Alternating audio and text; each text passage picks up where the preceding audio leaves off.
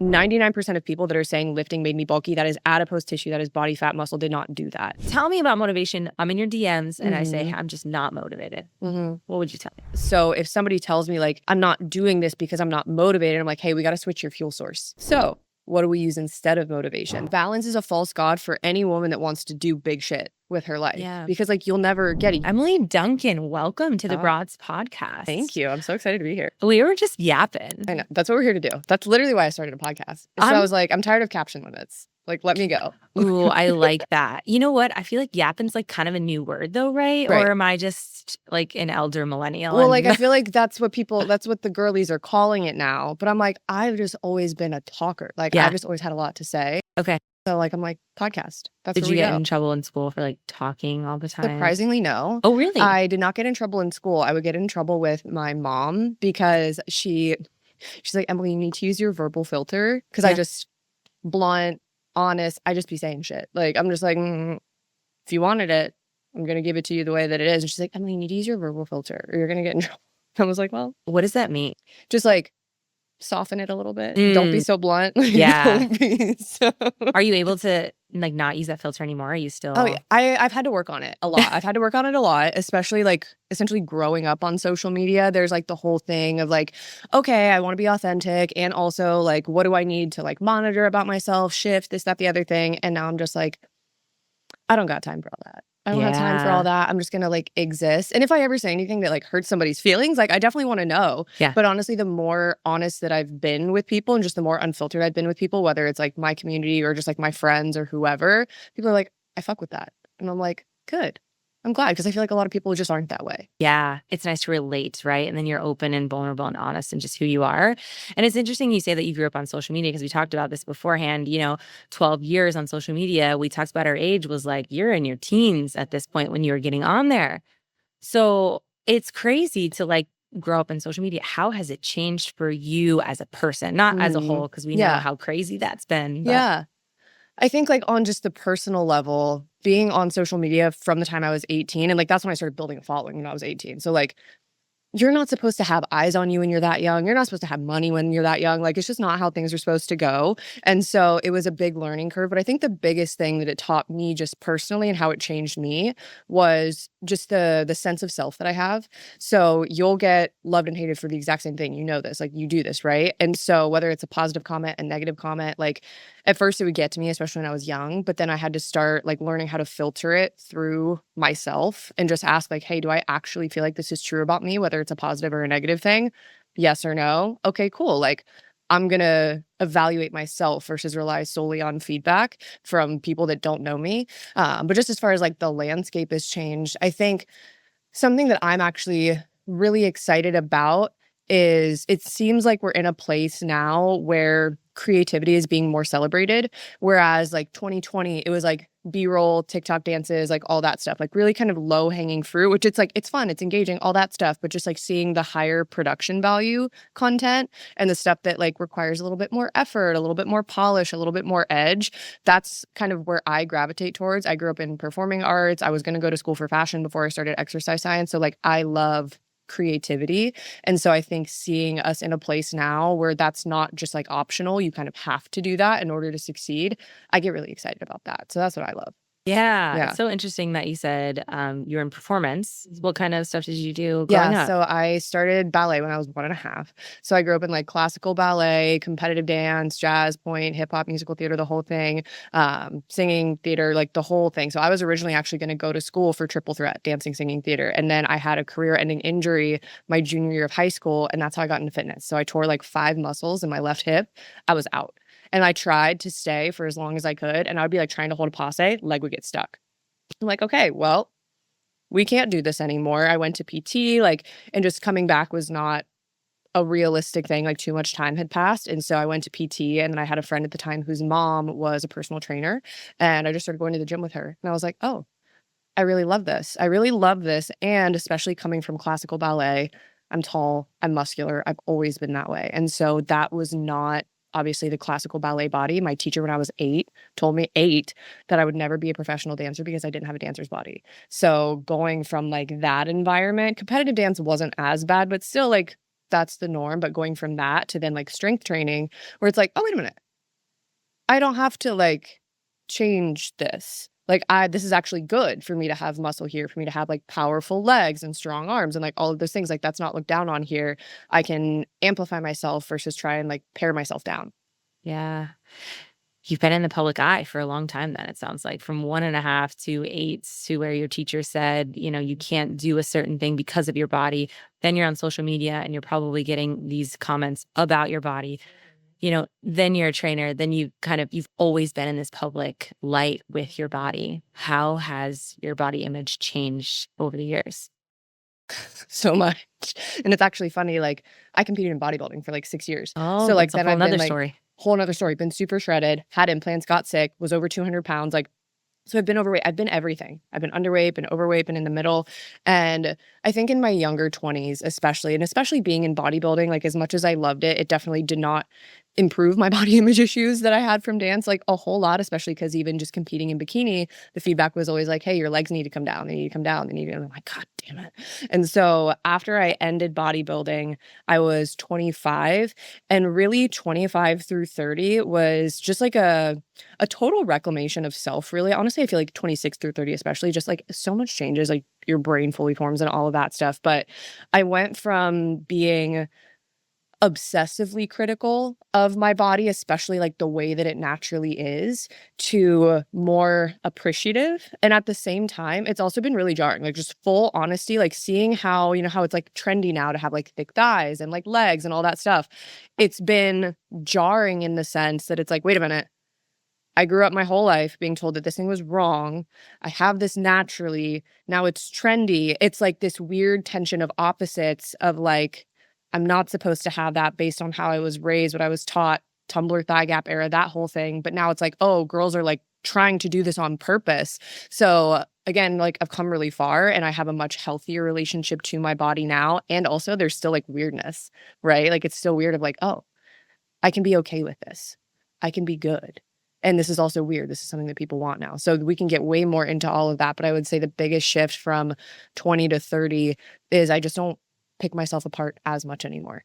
If someone's still really early on in this like body image and they're getting some negative comments or like they're feeling a certain way or they don't look like what's trending, what would you tell them? Honestly, this is going to sound so cheesy coming from a fitness person, but it's really like find something, like some kind of activity, whether it's strength training, whether it's a sport, whether it's Pilates, even though I know that probably sounds counterintuitive since like the Pilates body is generally like skinny, whatever. But like find an activity that is more focused on what your body can do versus how it looks. Like I'm all for training for aesthetics. I love training for aesthetics, all of those things, but it will never be the only thing that I train for. Because I think when that's the only thing, like when you're so narrowly focused on how do I change this about how my body looks? How do I change this? Not only do you probably train in a way that creates some imbalances, but you also never get to actually tap into the power of your body.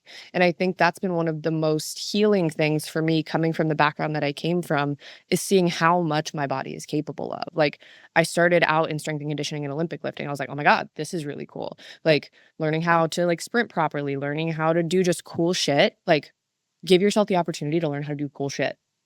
I think that's the big one. So you had mentioned though that like you like training for aesthetics too. Like you want to be able to do that and be good at other things. How do you balance that if you're constantly in your mind of like what you should and shouldn't look like? Yeah. I think I've been able, like, and especially too, I started lifting when I was 16. So I've had a lot of time. I've found like my sweet spot of fun. And so prioritizing fun in how I train, like I will get really bored if I'm just doing like 4 sets of 8 to 12 bicep curls, whatever the fuck, right? Like I'll get bored. Yeah. So learning how to, okay, here's how much, and this is like the granular, like how much volume I need in this to like maintain my glute mass or whatever. But like I want to fuck around with some kettlebells. Like, and so kind of how I split up my training is I'm like, okay, what do I need for the goals that I want, whether it's aesthetic, strength, whatever. And then how can I fill the rest of my like space and time in with things that I just think are fun and enjoyable. And I'll try to like, in different seasons of life, pick a different area of my fitness to work on. So it's like, hey, maybe, you know, for a quarter, maybe I am like pursuing a dedicated fat loss phase just because I want to. Cool. Then after that, it's like, okay, maybe I want to focus more on like mobility. And then I'm still strength training, but I'm doing like more mobility flows, stuff like that. There was a whole season in time where I was like, I really want to learn how to do kettlebell flows because I think it's beautiful. It reminds me of dance with like having like routine and movement and all of that stuff in it. Cool. I just did my Pilates certification because I'm like, I love this style of movement. I think it's really fun. It won't be all that I do, but I just give myself like the room to play and try things and not get stuck in one box while also having the awareness. And I think this is where too, like having a coach is really, really helpful. Having the awareness of like, here's exactly what I need to do to get what I want. I think most of the time it's less than people think it is. And then, oh, I have space to have fun and play. Ooh, I love that you said less than what you think, because I grew up in a HIIT Oh, 6 days a God. week. If I Oh. didn't sweat enough in the first hour, I'm going to stay for the second hour. Yeah. What would you tell someone that's like in that right now and like doesn't know how to like do the workout without it being like, well, if I'm not sweating and if I'm not sore, then it didn't count. Mm-hmm. What makes something count? And so then when you ask that question, why does sweating more count more? Can you give me a good answer? You're asking me, but I I know. So this is the hypothetical for the listeners. Like, why does it matter more if you sweat more? Try and give me like a logical answer. Yeah, And then it's like, because- you probably can. It's like, well, it feels harder. Okay. Yeah. Why is harder better? Well, because it has to be for me to make progress. And then you can get into like, Yeah. oh, actually, no, it has to be progressively more challenging, but it doesn't have to be kick your ass flat on the floor every single time. And actually, if you look at the way any professional athlete trains or any just like sport athlete, what do? They have periodization. They have seasons. They have in-season, off-season, post-season, like all of the things, right? And so it's like, oh, peak performers aren't just going at 100% all the time. And I would challenge, and I know I'm getting like off on a tangent monologue, when you're in like a quote unquote HIIT class or something where they're just trying to get your heart rate up, just trying to get you to sweat, are you making the progress that you want to be making? And for most people, they get, especially most women, they get so confused. They're like, I'm going to these classes 6 days a week. I'm burning so many calories, I still don't look and feel the way that I want. I'm like, okay, let's get curious about that. Let's see if there's something different. Have you tried this? Have you tried this?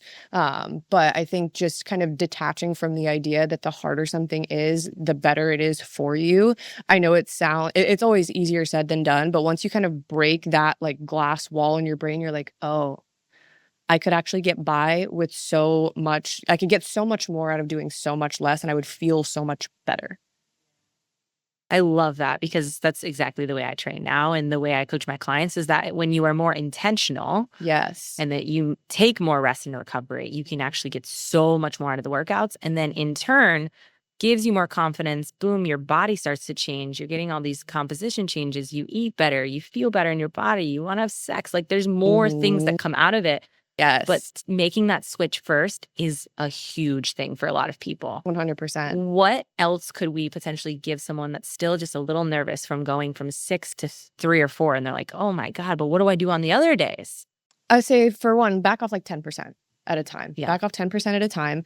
On the other days, like, find something that's enjoyable, but not foot to gas. So it's like, oh, do you like to, like, we're in Austin. Do you want to go paddleboard? Do you want to go out on a kayak? Do you want to try something new? Like, do you want to try a yoga class or a Pilates class or something else that's just like different, but still keeps you moving? Because I also really resonate with like, I'm insane. I have to move to not be insane. Like, I have to train to get all of this worked out before I like go out into the world and like do stuff. So I understand, like, I very like in a less like comedic sense, like I process the world and life through movement. So it's like, I love to move. But 10%, pull back 10%, let yourself play in some other areas, and then just kind of assess your own biofeedback. So sleep, hunger, stress, digestion, all that stuff, and see when you start to feel better. And you're like, oh, wait a minute. When I switched from trying to do, like we said, 6 HIIT classes a week to maybe I do 3, and then maybe I do 2 strength training days. So I'm still doing something. I still feel like I'm active, I'm moving, all of those things, but all my joints feel a little bit better. Yeah. Like I can actually poop every day. Like you said, like I have a sex drive. Incredible. Okay, amazing. These are all good things. These are like vital signs. Like maybe I'm onto something here. And then you can play a little bit more and a little bit more and start to find that like healthy, happy balance of like, I really enjoy like one HIIT class a week and I still like to keep that, but I've balanced out my life to be a little bit more conducive to all of the goals that I have versus just like marketing, because that's what it is. Yeah, marketing and trendy. We've used the word trendy in a couple different ways. And unfortunately, bodies can be trending, right? 100%. Like you have, especially the female body. Like, excuse me. I think you've mentioned too, or earlier you said you had breast implants and then, you've skinny and then you gained weight and then, your thick thighs and now they're trendy and not. Why are bodies a trend anyway? Oh my God, that's such a big question, right? Especially like when we look at the female body, and like I don't even mean this in any kind of political way. Like I think anybody on any side could see this, but when we can control the female body, we can control everything essentially. So like when women are so hyper focused on changing their bodies or their faces or whatever to fit a trend, what are they not focused on? They're not focused on impact, mission, expanding their skill set, learning, making their own money, like all of these things. Like the female body has been the power tool for centuries.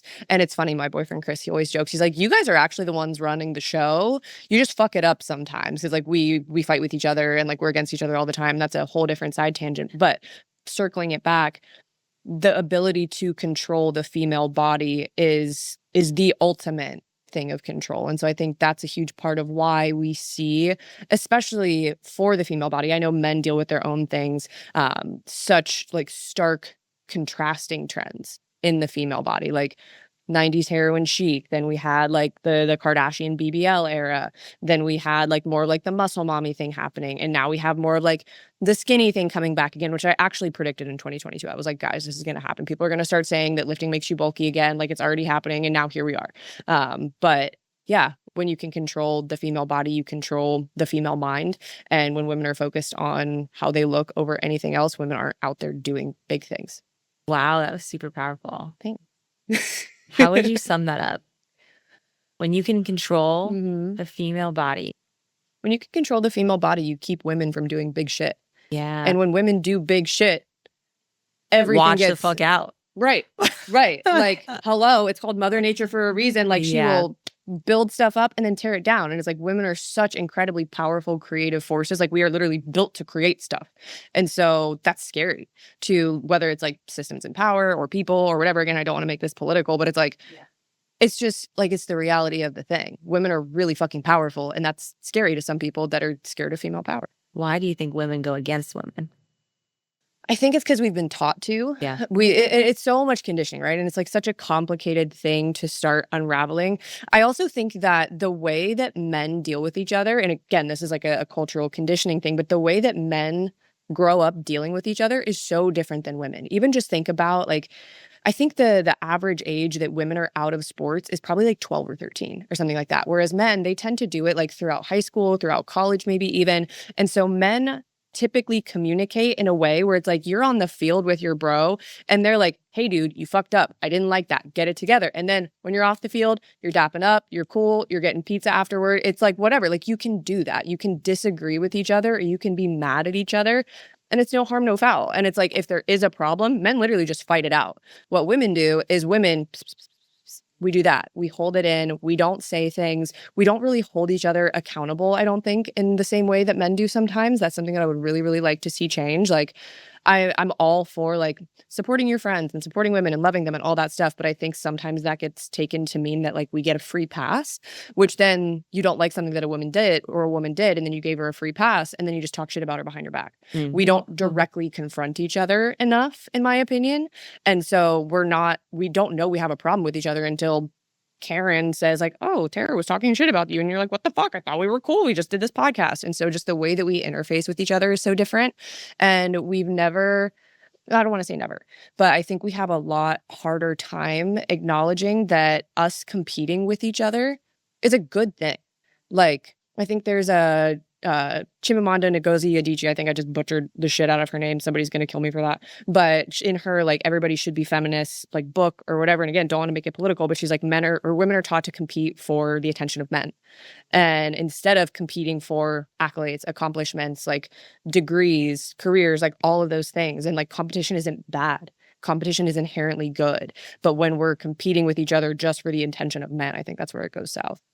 That was a whole It was a tangent, but I brought it up. mini thesis. So I appreciated it. And it's so helpful to hear it from this perspective, and also just from conversations like this. Like, because the more conversations we have, the more we can talk about it openly 100%. and be able to talk to our friends and like just be open, right? You had mentioned like originally, like you're very blunt, you're very talkative. Like I am too. I'm very extroverted. Like I want people to know. It's funny, I'm introverted as fuck. And then people are like, she's an extrovert. And I'm like, God damn it, I did it again. I'm just good at talking. You are. I don't even know you. And I'm like, she is not an introvert. But it's like, if you feel comfortable, I'm sure. And like, for sure. You know, when you're around other women, it's like, you just want, like, I want nothing more than to lift every woman up, right? I want, like, that's the whole reason why I created my brand. I'm sure you as well. Like, we just want women to feel confident in their own bodies and 100%. In their skin. And in their life. Like, yes. And the competition part of it can help you be more confident. Like, one of my favorite things about, like, my team is we have, like, I've hired different assistant coaches for different things. And everybody is smarter than the other person in some area. And so we talk about this all the time. It's like, there is a healthy level of competition, because it's like, I know Emily's on her shit. I know Kira's on her shit. I got to be on my shit. Okay, cool. Like, that's healthy competition. Like, we keep each other running and accountable. And it's like, if I fuck up, one of them are going to tell me. If they fuck up, I'm going to tell them. And it's cool. Like, it can be cool. And we all get better because of it. Yeah. Competition and collaboration, I would say, is huge. I know we went on a little bit of a tangent. I love a tangent. I like to go back to body image, because I feel like you do such a great job of talking about this on your page and just like your podcast, and even podcasting forever. And so I want to go back to like bulky, because we know that like bulky's gone and now fit, or like skinny's in again, right? So we're back into these trends of like what is best for women. So if we take that out of it, if we took out the trends, why do you feel like women are so afraid of getting bulky? And like, what does that actually mean? Yeah. So I think what people mean by it, and I'll be like super blunt as we go through this, because what women typically mean by it is point blank period, they just feel too big in their body. They don't feel, what I hear from most women is they're like, I don't feel feminine, I feel more masculine, whatever that means to them, da-da-da-da-da. In the fitness space, a lot of women think that it's, oh, I have too much muscle. And this is where I'll be real blunt for just a second. 99% of people that are saying lifting made me bulky, that is adipose tissue, that is body fat, muscle, did not do that.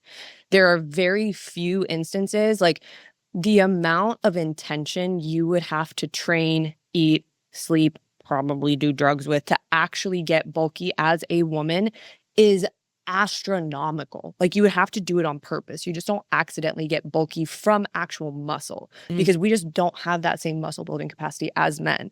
Typically what's happening is you have gained more body fat than you would like to have for your personal body. And now you also have muscle mass along with that.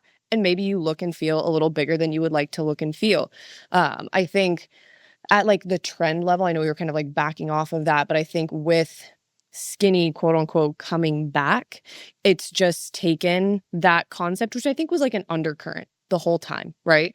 But it's taken that concept and it's now just put it in bold font, because that really thin, like almost emaciated look is coming back. And so now it's like, oh God, if I have like any amount of muscle, like that will make me bulky, because I don't look at like this size 0, size 2 body.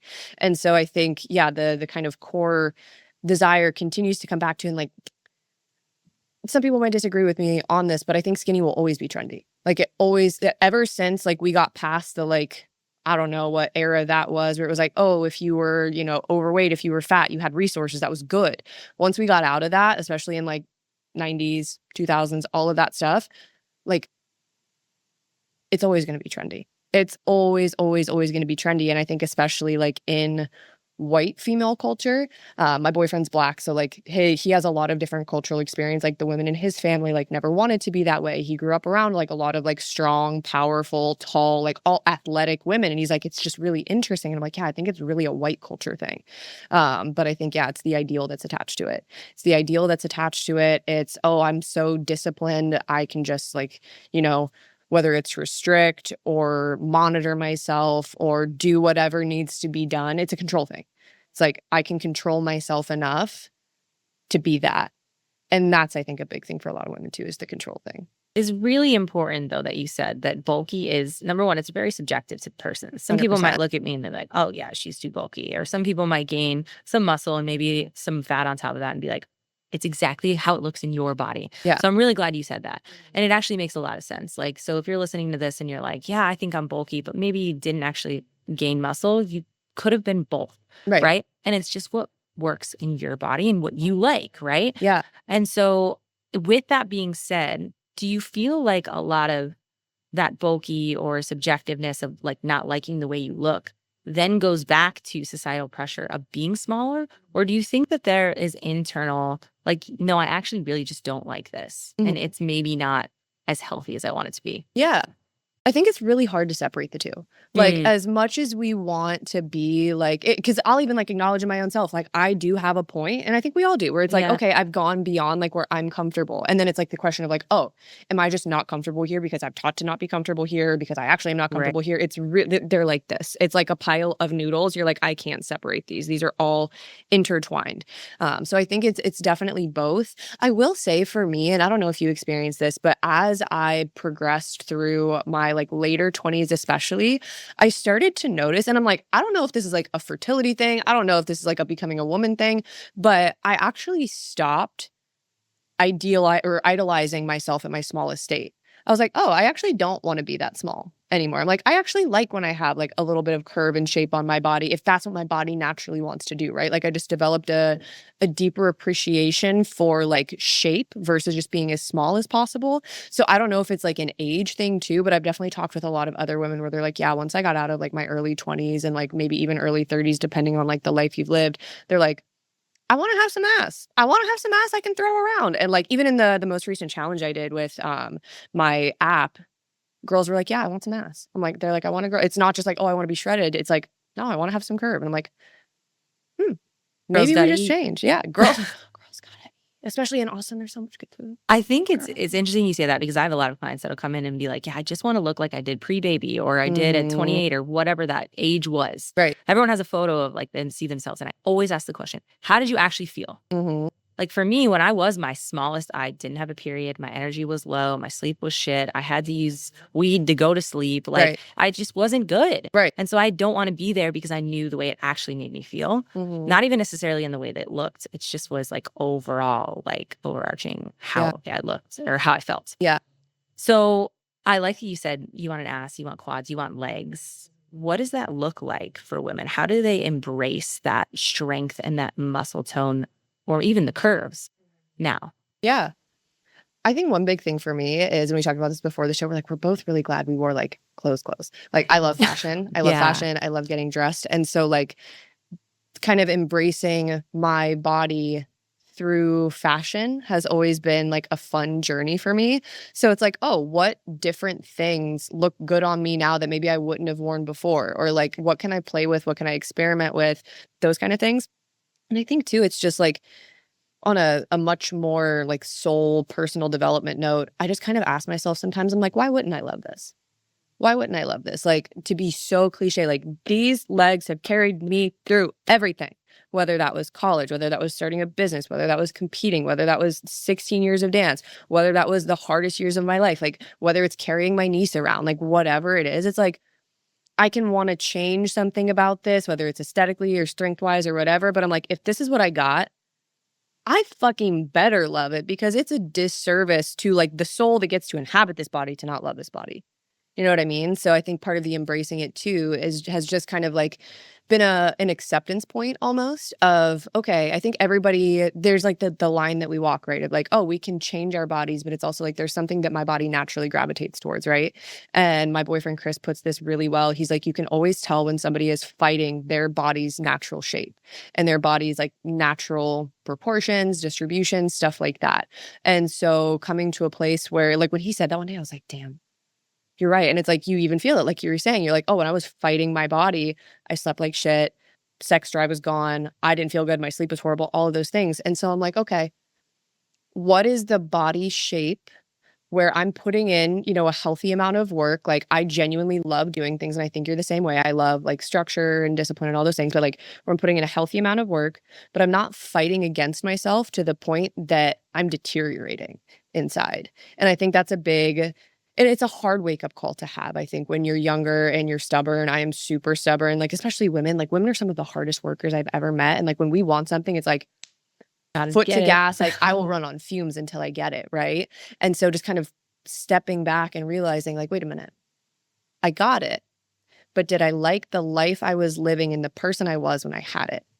And I think a lot of what we do is like, we'll look, they say comparison is the thief of joy. You should only compare to yourself. Sometimes comparing to yourself is just as toxic. Agree.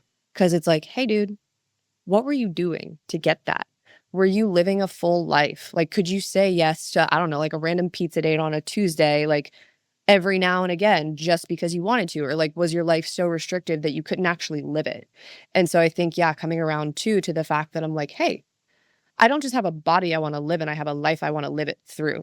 So how do I do all of those things? And where is kind of like the line of where we start to tip into like, okay, I'm not living life chronically. I think sometimes there's seasons, right? We're like more focused on a goal, but where is the line? Or where is like, I hate the word balance. I love the word harmony, because balance is static, like nothing is moving when the scales are balanced. But when there's harmony, like things are dynamic, they're moving, all of the things. And so it's like, where is my harmony point in life with like the flexibility that I want to have, the structure that I want to have, the body composition I want to have, the strength I want to have, and just like the ability to do stuff I want to have. I don't know if you've ever been in a place where you were like so tied to your fitness routine that if you wanted to like go on a week-long trip and you're like, I can't do my normal training, I'm like, you freak out and you're not like fully enjoying the trip. I'm like, I don't want to do that either. So like, where is your harmony point in life, and what body gets to live that? I love the harmony piece. I've never actually thought about it like that, because you're right. If it's in balance, nothing is ever in balance too, right? Right. We look at all of our most important things in our life, like relationships and health and finances and career and stuff. Nothing, all of that can't be like balanced and perfect. It can't. So the harmony piece of it is really nice. It's a false god. Yeah. Balance is a false god for any woman that wants to do big shit with her life. Yeah. Because like you'll never get it. You know this, running a business. Like there's times where you're like, hey, my social life is suffering a little bit. Or like, hey, my fitness is maybe like I have less time for it or whatever. Or like when I have kids, I'm like, okay, shit's going to change. So like life is in constant flux and motion. And so trying to pursue balance, it just drove me insane. And so I'm like, okay, what do I do instead? And that's where I got at harmony. You've had some good analogies. The Thank noodles. you. I love an Everyone's analogy. coming I love an together, and then analogy. the harmony is good. How do people find that harmony then? You mentioned the line. Yeah. There's a line in the sand. And then you said, if you go on vacation, like, and you can't get in your workouts and you feel like upset about doing that. Is it that? Like, where do you feel like people can like find that line? Yeah. Honestly, I'm such a learn through doing person. Yeah. And I've learned a lot of things the hard way. That's honestly half of why I'm a coach, is I'm like, I don't want you to have to learn all the things the hard way that I did. But it's trying stuff. It's being willing to experiment. And it's like, hey, maybe before, if we're going to use like the trip image, is like maybe before you were super strapped into like, I have to do all of my workouts and do this and do that and do that. Maybe the next time you go, you try defining. This is something that I use with my clients all the time, actually. I'm like, okay, and you would obviously have to redefine what this means for you, but like, what does success on this trip look like? If the trip ends on Sunday, I come home on Monday, I'm evaluating like, what would make me feel successful? And then you get to kind of pre-ask yourself, like, am I defining success by the number of workouts I got in? Or am I defining success by the degree of presence that I had? Am I defining success by like, hey, I'm still going to take care of my body in some way, but I'm also going to enjoy myself? So like, playing in those kind of 10%, 10-degree spaces. It's also, again, like, this as a coach, it's something that's so much easier to do with the guidance of a coach, because it's like when somebody else is telling you like, hey, you can actually like, you can, pare back your sessions for a week and nobody's going to die. Like your muscle's still going to be there. Like it's all good. Yeah. But I think a lot of it is like learning the hard way through experimentation. Yeah. And sometimes like the hard way is literally like you fucked it up. And you're like, oh, I maybe was a little too flexible, or I was a little too this, or I was a little too that, and I didn't like how I felt, or I didn't like this, or I didn't like that. And then you kind of start to get to find that gray area. I think that's where people struggle the most, is in the gray, is because black and white, it's super easy because it's clear. Yeah. You know what black is, you know what white is, you know what this side of the pendulum is, you know what that side of the pendulum is. You don't know what oscillation is. Yeah. It requires way more nuance and learning. Yeah. I love that. So many good little nuggets in here. So good. But it's interesting that you said like, I fucked up. You said that. Yeah. You were like, yeah, I fucked up. if you're someone that like went from this 6 days a week, I'm finally in this like 3 or 4 days a week, I'm feeling good. And then I go on this vacation and I come back to Emily and I say, hey, I fucked up. What do I do now? Do I feel like I have to start over? Like, how do people mentally know that like it's okay to take breaks? It's okay, your muscles aren't going to go away. Like intellectually, I think they know that it's true. How do we get them to really understand that? I think something that I like to point out to people is I'm like, hey, look at your whole calendar year. Yeah. Like, look, 52 weeks out of year, 365 days, purely percentage wise. If it was a 5-day trip, I don't know what that percentage is. I can't do math that fast, but like 5 out of 365, girl, you're good. But I always, in all seriousness, I try to drive home to my clients. I'm like, this is why we're consistent the other 80 to 90% of the time. It helps us build the resilience, whether it's at like a metabolism level or a digestion level or a muscular level or whatever it is, a mental level. We build the resilience to have that 10 to 20% of the time that's in flux. This is why we are so just healthily routine throughout the rest of our time. And then the biggest thing that I think kind of lands more over time with people alongside that is all that I tell them is like, just get back to normal this week. Don't do anything. Don't do anything different. Maybe drink a little extra water if you had like a ton of sodium or this or do that. But like, I don't like the, oh, I'm getting back on the wagon thing. It's not a wagon that you get on and you get off of. It's a continuum. It's a spectrum. It's always happening. It's always moving. So it's like when you can lean into that idea that it's like, oh, this is not something that I start and I stop. It's just something that's in flux all the time. I think it takes a little bit of that pressure off. It's also like you're creating a habit overall, right? And so you'll get to a point where you're on vacation and you might want to move your body because like you said, I'm crazy. I like to move my body before I go see family or I go do an activity or whatever it is because it makes you feel good. And you get to that point, but you don't get to that point until you have, you know, a calendar year or a couple calendar years of like this back and forth, this gray of like going in and not, you know? So I really appreciate you saying that too. Absolutely. It's just reps on reps on reps of like doing life. But what I was going to ask, where was I going to go with this with the vacation? Okay, yeah. So you mentioned, you know, just get back to normal. But to normal for some people is hard to do because they feel like they're kind of backtracking.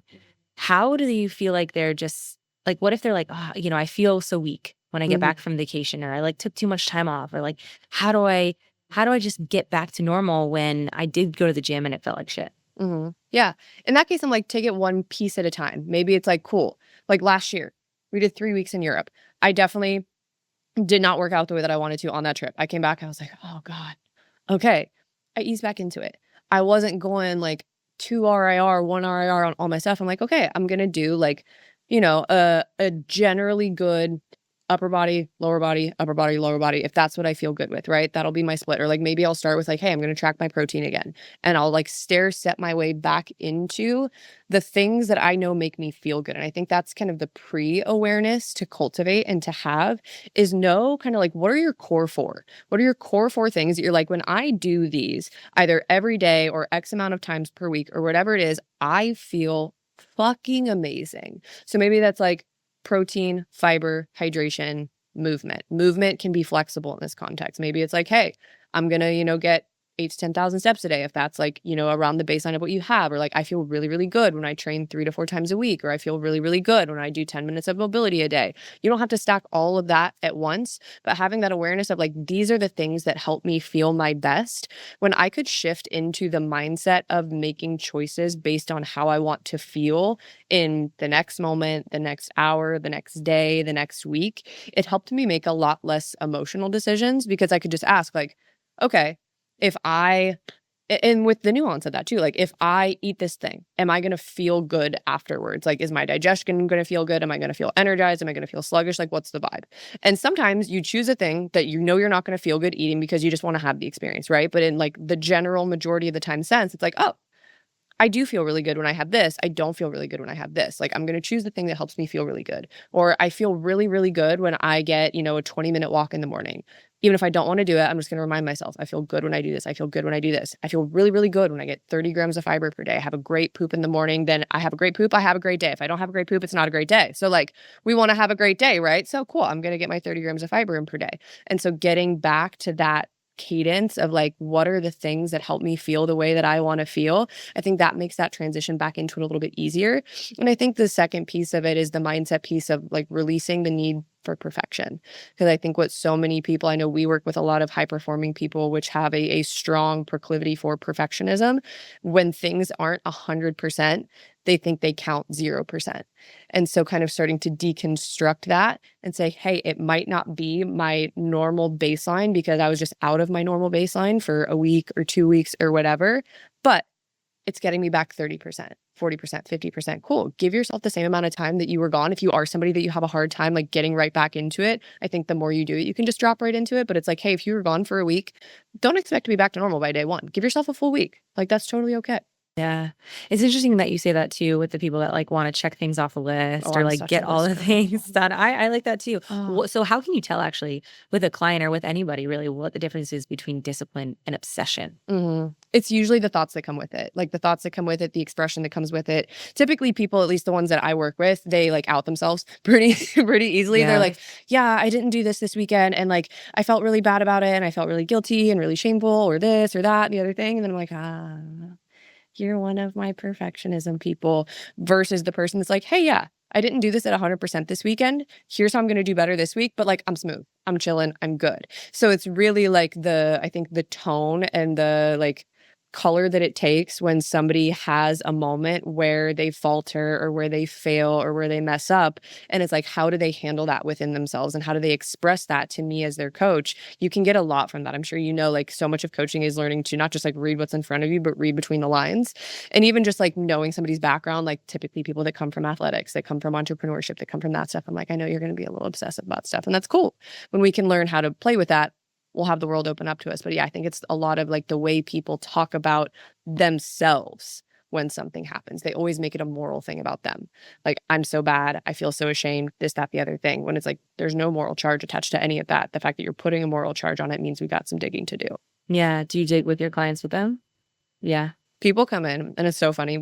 I'm so grateful for this. We've literally had people write us like 5-page Word documents of testimonials just like because of how different we are. And I'm guessing you're this way too, because you just like seem like that kind of person. Like the macros, the training, the cardio, that's like all background noise. Like we're really like, let me just dig in to who you are as a person, because like that's what drives all of it. And so it's like stuff's gonna come up. Like stuff's gonna come up. And I honestly think like as a coach, if you're not doing some kind of asking about somebody's quality of life, their stress, their this, their that, like you're not actually going to be able to help them to the fullest, because that stuff all impacts their fitness, right? Like it's all going to affect, like if you have a shitty boss or like stuff's hard at home or whatever, like maybe you're not sleep deprived, but like you still might not be having the best training sessions, or like you might be having a harder time losing fat because you're super fucking stressed out, or like whatever it is. So I think you have to dig if you want to be able to help someone, like not just get the physical transformation that gets the result, but get the internal transformation that keeps the result.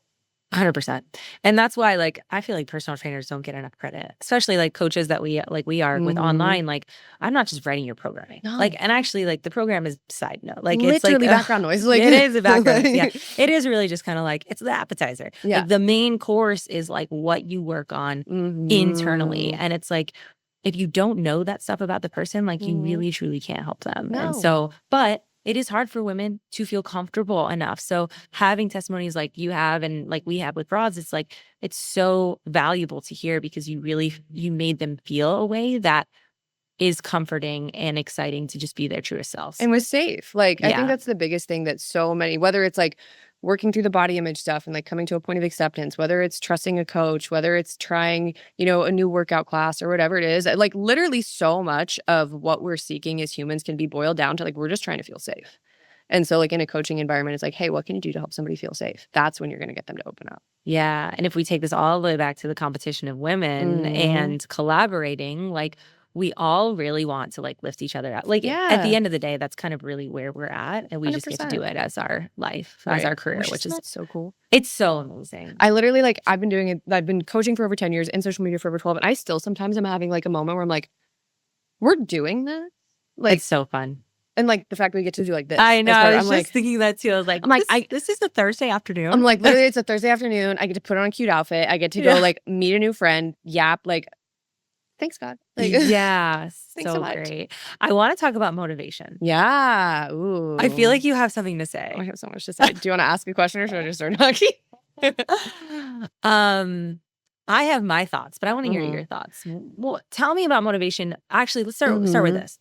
I'm in your DMs and I say, I'm just not motivated. What would you tell me? First thing I would tell you is, for one, your 2025 broad sweeping gesture, everything that's going on, pretty fucking normal.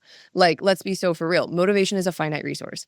If you try to rely on motivation, which is just like or how we could put it here, I think the technical psychological definition of it is a little bit different, but like how we perceive motivation is like how much I feel like I want to do the thing.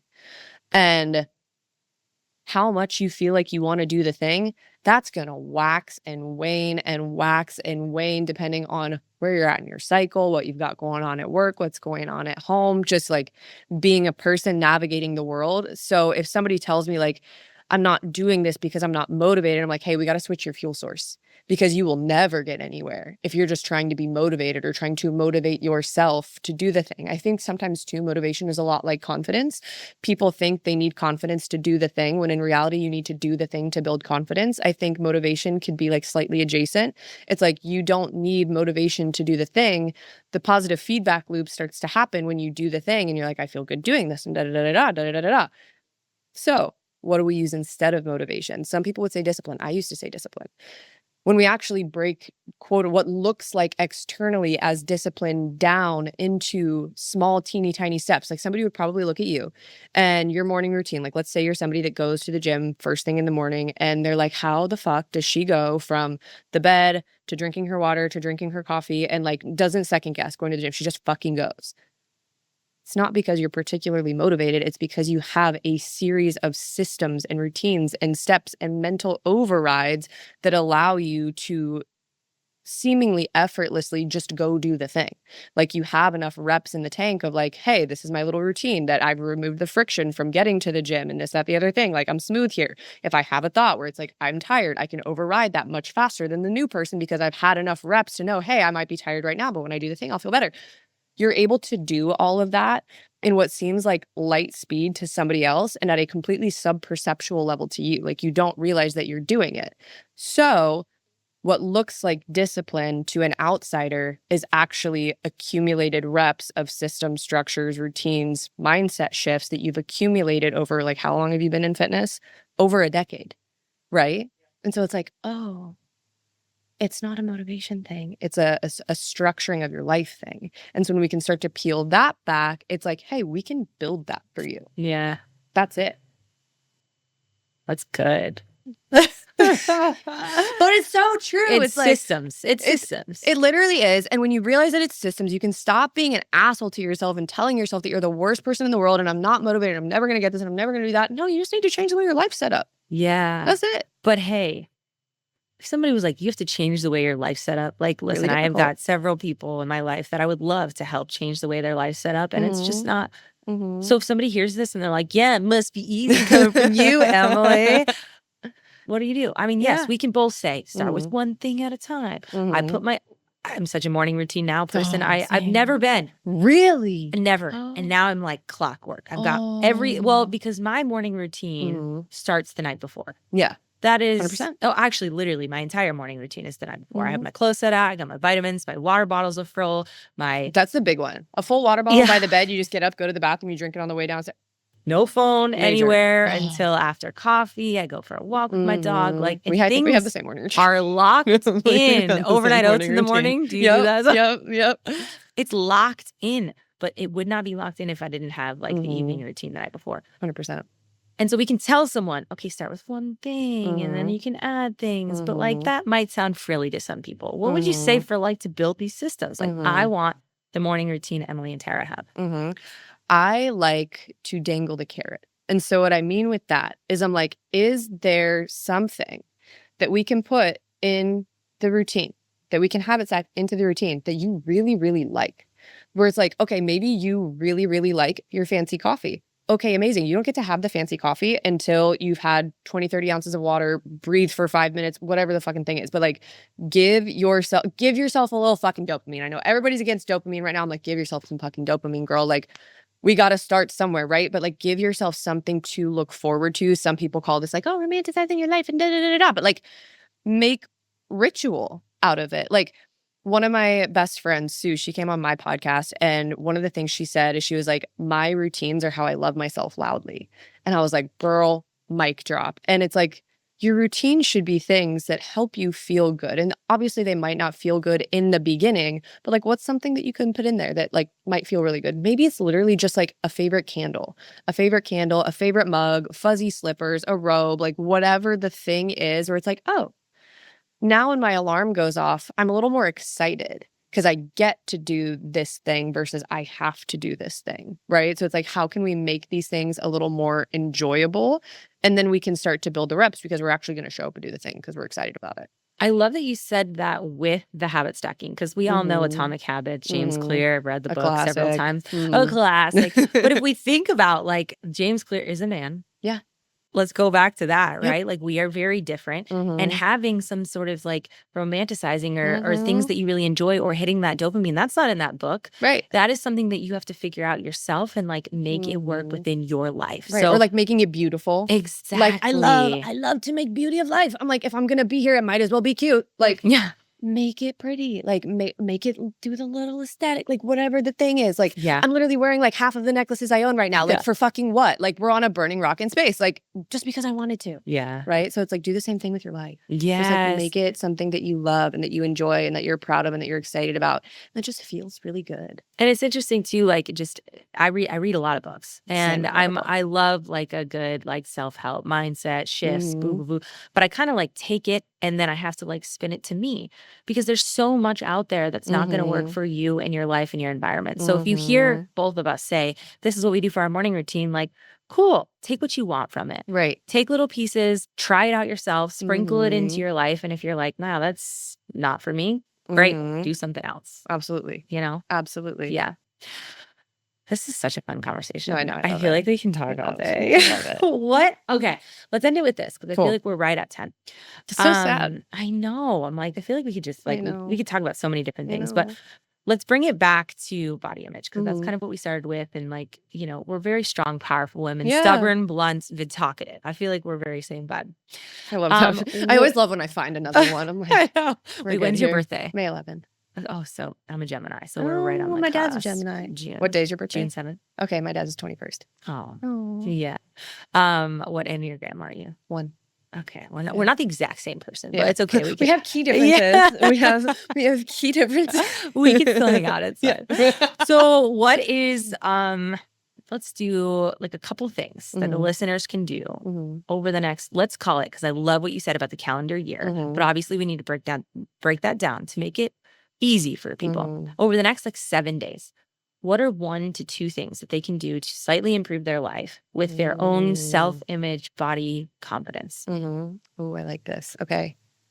First thing is I want you to block out however much time you have, whether it's 30 minutes, whether it's an hour, whether it's 2 hours.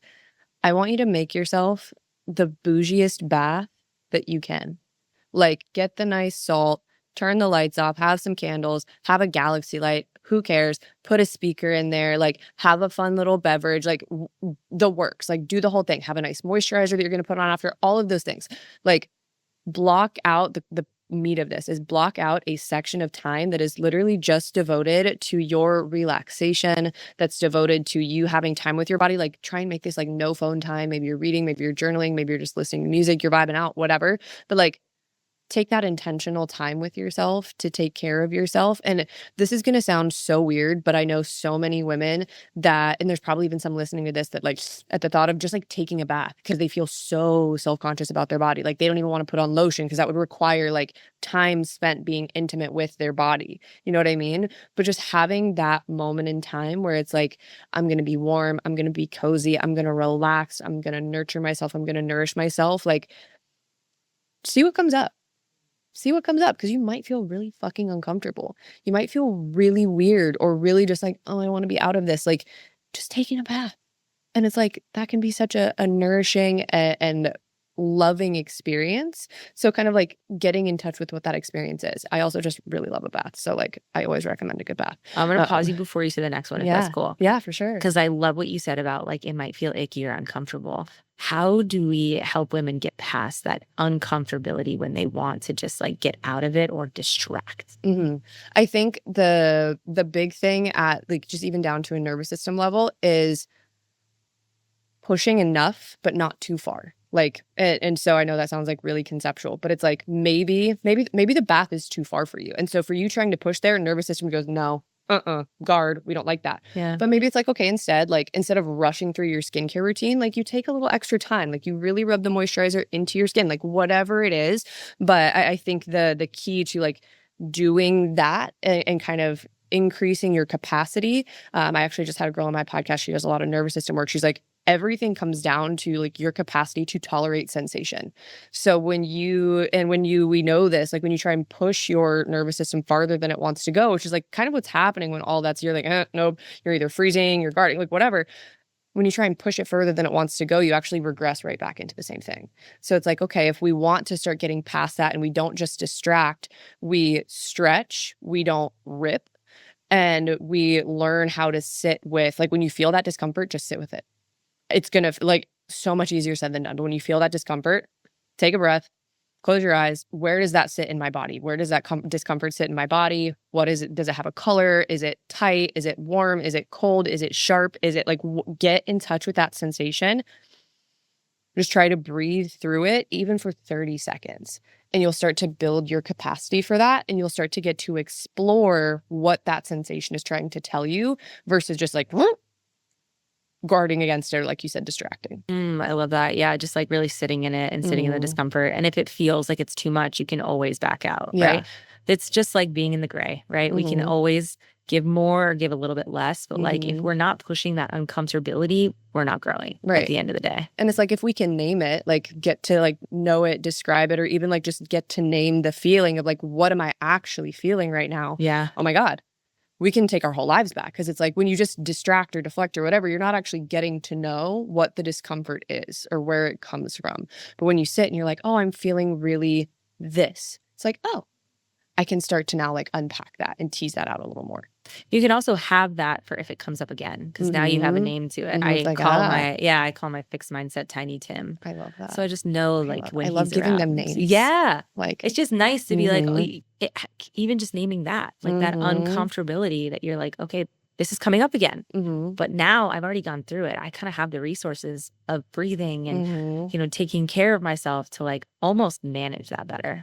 Yeah. Absolutely. Do you have another thing that you wanted to share? And Sorry, this was I didn't mean for, to cut you oh off my God, because no, it was you're good. That was good. That was it good was context. We love a context dive. But this was for living a better life, self-confidence, body image, just feeling better over the next 7 days. You said a bath. Yep, a bath. And then this is going to sound like another left field one, but choose one thing to go do that is simply for joy.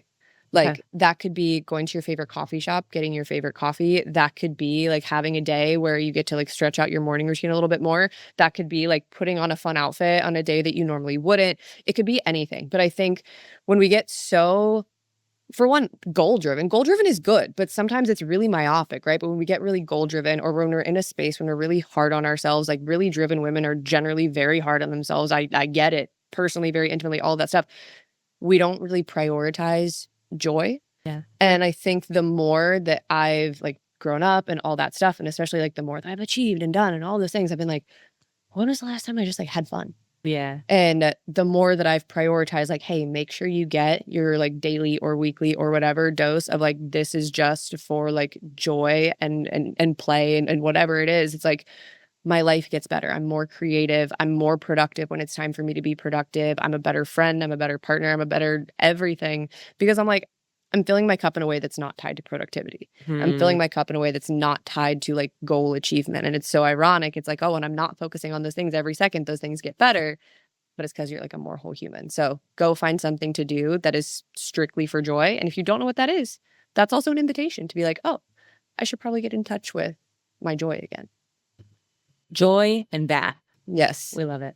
Maybe they're both at the same time. Like maybe your joy is your bath. Like I said, I fucking love a bath. But I love it. It's so funny. Like the high performance conversation. Then I'm like, go take a bath and have some fun. Yeah. Like no, it's that's great. The key. Honestly, I mean, like even what we talked about with the working out, it's like when you step back, you actually see that you can get so much more out of it. Dude. So if you step out of the goals, if you step out of the day to day, the constant, like you're like, oh, This is what it's all about. Right. Like it gets to be good. Like again, hurtling through space on a floating rock. Like be so for real.